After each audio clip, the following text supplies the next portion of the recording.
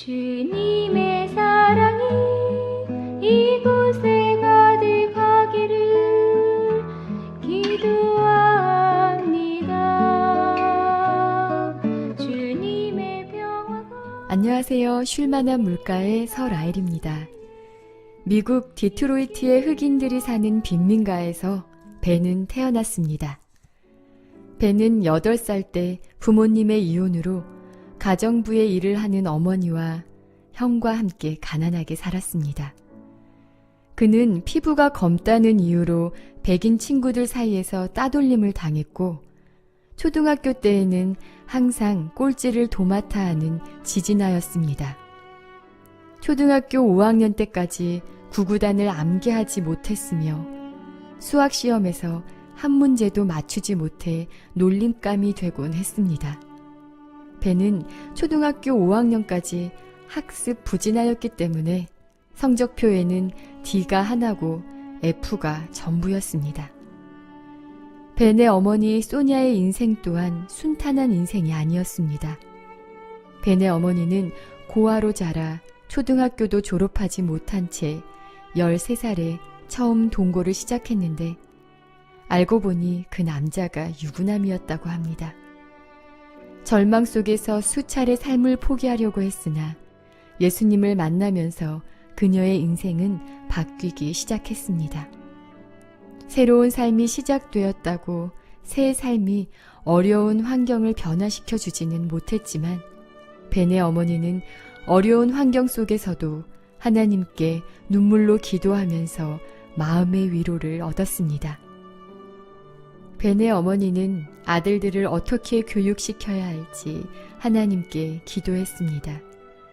하루는 어머니가 가정부의 일을 마치고 밤늦게 돌아와 TV를 보는 벤에게 TV는 일주일에 2%만 시청할 수 있고 숙제를 한 다음에만 나가 놀 수 있다고 이야기를 하고 일주일에 2권의 책을 반드시 읽어야 한다고 말했습니다. 벤은 그때까지 책을 한 권도 끝까지 읽어본 적이 없었기 때문에 강력하게 저항하였지만 어머니의 말씀에 순종하여 도서관에 다니기 시작하면서 서서히 변화되어 갔습니다. 어느 날 벤이 말했습니다. 엄마, 나는 커서 선교회 의사가 되고 싶어요. 먼 나라에 가서 사람들을 치료해 줄 수 있게 말이에요. 어머니는 벤이 선교 활동에 관한 책을 막 읽고 난 다음이라는 것을 짐작할 수 있었습니다.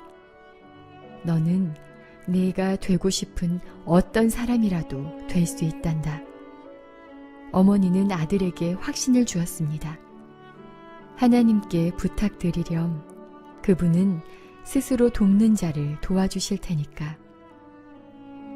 신앙 안에서 남을 돕는 자가 되겠다는 확고한 목표를 세운 벤은 자기 반의 꼴찌에서 1등으로 뛰어 올라왔습니다. 선생님들은 모두 놀라워했습니다. 그러나 벤이 극복할 수 없는 것처럼 보이는 것이 하나 있었는데 바로 거칠고 화를 잘 내는 성격이었습니다.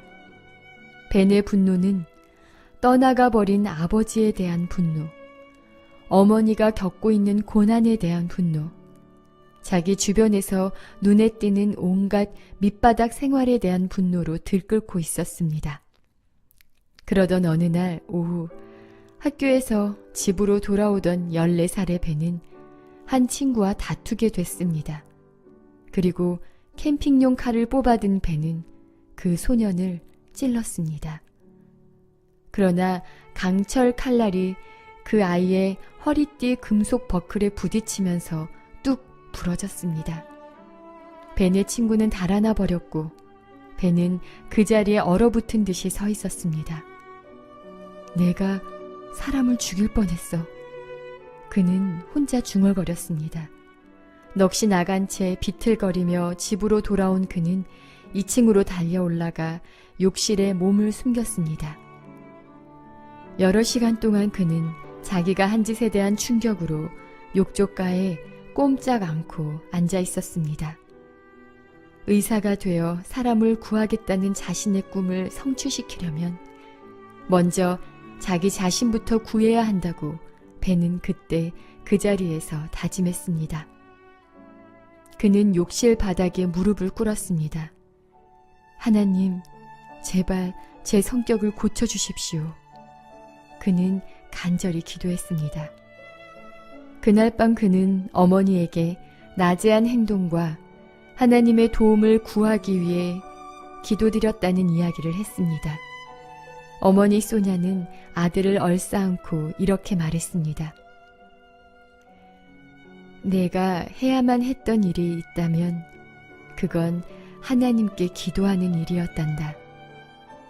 벤은 처음으로 마음의 평화를 느꼈습니다. 그 뒤 벤은 예일대학의 장학생으로 입학하고 의대를 졸업해 불과 33살의 나이에 흑인 최초로 존스 홉킨스 의대의 소아외과 과장이 됐습니다. 그리고 세계 최초로 머리가 붙은 샴 쌍둥이 분리수술에 성공해 세계에서 가장 위대한 의사 중 한 명이 됐습니다. 이 사람이 바로 벤 칼슨 박사입니다.